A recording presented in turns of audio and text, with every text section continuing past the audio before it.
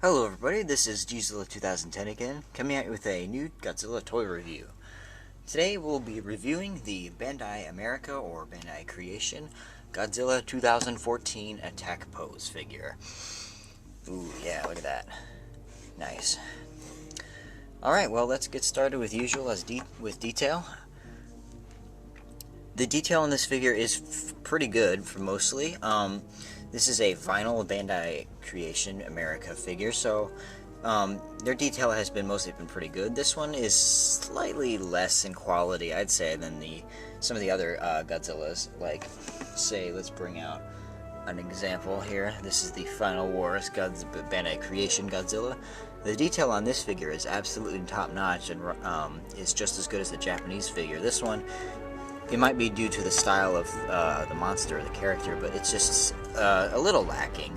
But it's still very good detail, and it's definitely not bad by any means.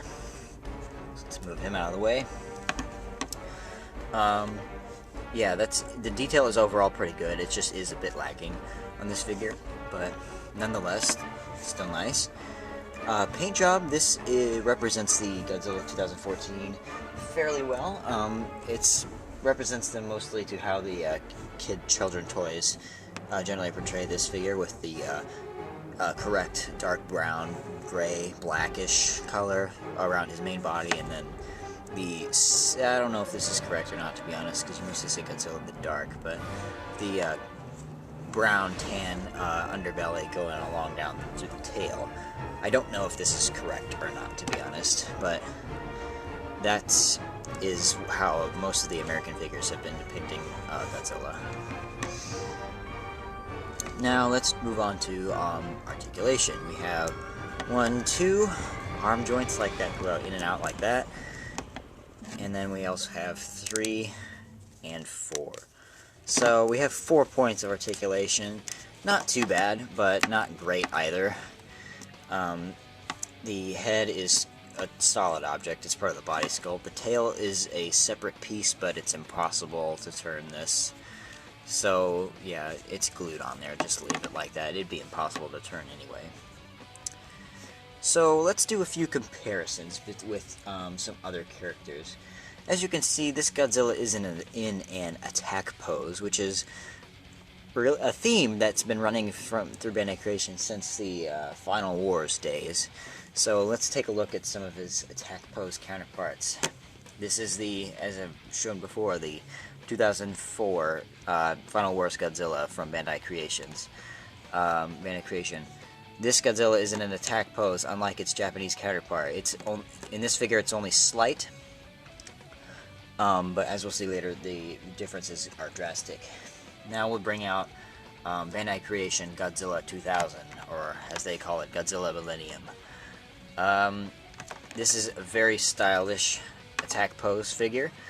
As you can see, he's very hunched over, and so his legs are clearly meant to be in this position, so that's definitely an attack pose-like figure. And finally, we have the Bandai Creation 1954 Godzilla, or previously the first Godzilla. This is also a very drastic and obvious what am I trying to say here? Attack pose character. His arms and legs are clearly meant to be in this position, even though the 54 Godzilla never fought anything, obviously. It's clear that they intended this to be an attack pose. This is a good figure, though, however. So yes, that is a theme that has been running throughout Bandai Creation long before this figure, and this is just another figure that they've been experimenting with. And this figure does have a reason to be an attack pose. So it looks really good, actually. Next, let's compare him to his kitty toy counterparts here. Here is the Smash Strike Godzilla, and here is the Tail Strike Godzilla. Ooh boy. Now, looking at these three, excuse me, it's clear that this is obviously the best in quality. This is meant to be a more sturdy toy anyway. These are, of course, meant for children, and they have gimmicks and stuff like that. They are, oops, these guys are very stylish and different in their own right. But if you want a child, or if you want a child, that's different. If you want toys for your kids, you should definitely buy these. I don't know how expensive these guys are now, but they are good for children. If you want just a Godzilla to put on your shelf, this is a good one. But they are obviously very different, and this is obviously a better one to go for different reasons. And lastly, for the different comparisons like this, we'll do the NECA 2014 Godzilla, the 6-inch version. Again, a very obvious drastic difference here in designs. This NECA Godzilla is very close, very screen accurate, very screen accurate, while this one takes a bit more of a stylized approach and focuses its attention to the cover art, as you see here on this box. See, it looks more similar to this, which is not quite how Godzilla looks in the movie. It looks more like this, of course. The NECA figure is obviously smaller, it's more detailed, and has more articulation. So there's just a few more differences here in design and in preference. So finally, let's move on to some real scaling between his opponents. First, let's take out, of course, who else but his enemy, Muto. This is the male Muto, or the winged Muto. Currently, I don't believe there exists a 6-inch female Muto. Correct me if I'm wrong on that, but this is the Japanese male Muto figure. Even though that this particular Godzilla is one of the largest 2014 6-inch figures for Godzilla, this scaling is incorrect, because this Muto 6-inch figure is fairly large, and that's just the way they were made. This is the Japanese Godzilla, of course, is different, and I think it's smaller than this one anyway, but the Muto is too big to scale with Godzilla, even though it looks really cool. Next, we're going to try a couple more just for funsies here.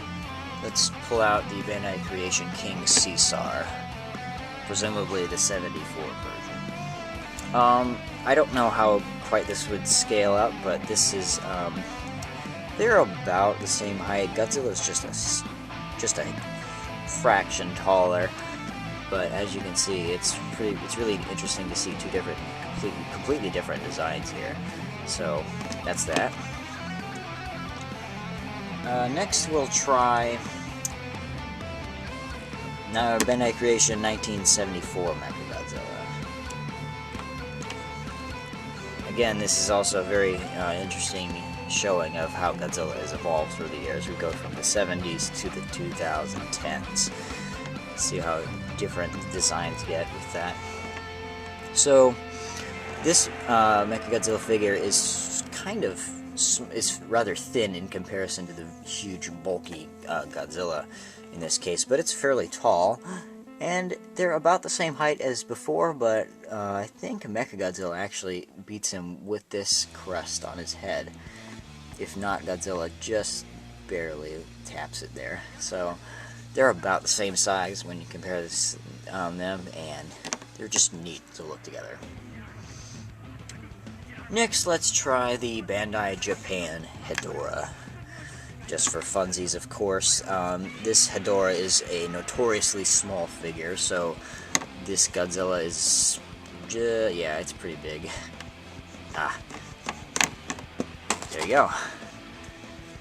And lastly, we'll try the infamous Bandai Creation Hedorah. Obviously, this Hedorah is a bit bigger than the other one, and this is one of the larger Bandai Creation figures in general. So, if you count this bulbous part of his Hedorah's head there, then Hedorah beats Godzilla in height. However, they both stand at just about the same height. So again, interesting to see completely different monster designs here for different characters in the Godzilla series. Next, let's talk about the sculpt of this figure. Now, this figure has a very unique sculpt, even though I said battle pose is a recurring theme throughout Bandai Creation's 6-inch figure line. This Godzilla 2014 is very unique in terms of design. The Japanese one is a rather static figure. It stands in place more like this one does, with just like its arms outstretched and like blood. Even though this is, pretend this is the Japanese one, and it's just kind of like stationary instead of in an attack pose. This one, however, is much more dynamic. The tail is curved up and it's very long. Nobody has any right to complain about curved tails now. Look how long this tail is. That's accurate, people. And then people complain about the stumpy feet, but that's not my point. But the sculpt is very unique and very action-packed in this pose. He looks very good here. Movie accuracy, as I've said before when I compared him with the Godzilla, he's not completely movie accurate, particularly with the face. However, he does resemble the concept art, or yeah, I guess you could say that, the concept art promotional image, that's what I'm looking for, of Godzilla for Godzilla 2014. And I think that was their intent with this line, or at least this figure. He has a few other things. He's made of very hard vinyl. Aside from some of the squishier models that have come out in years past, this Godzilla is a tough cookie. He's very hard vinyl instead of soft vinyl like some of the Bandai Japan figures and some of the Bandai Creation figures are. You're gonna hurt somebody if you throw this at him. I actually do have this guy's box on hand. This is his box right here. It's fairly easy. You just slip it in like that. And different from other Bandai Creation boxes, this is on an angle, so he can like be looking up and like going and stuff like that. And his tail curves very nicely in there. You know, people always complain about the curved tails, but that one is actually nice and long. So very good job by Bandai Creation on this. And here's the back of the box. Shows a picture of Godzilla. It says Godzilla. It's that figure, just that figure. So overall, that was the review. This Godzilla 2014 is a very good figure. I would absolutely recommend this Godzilla figure.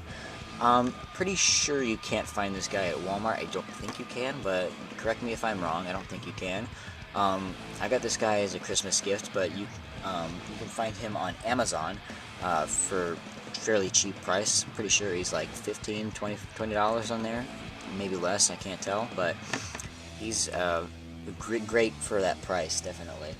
And you obviously can find him on eBay as well. He's fairly common right now, and I would absolutely recommend this figure over some of the other figures that have come out, vinyl figures that come out recently. This is also one of my most recent vinyl purchases, or vinyl acquirements, I should say, because I love vinyl figures as much as I adore these awesome NECA figures. Something about the vinyls just makes me nostalgic, I guess.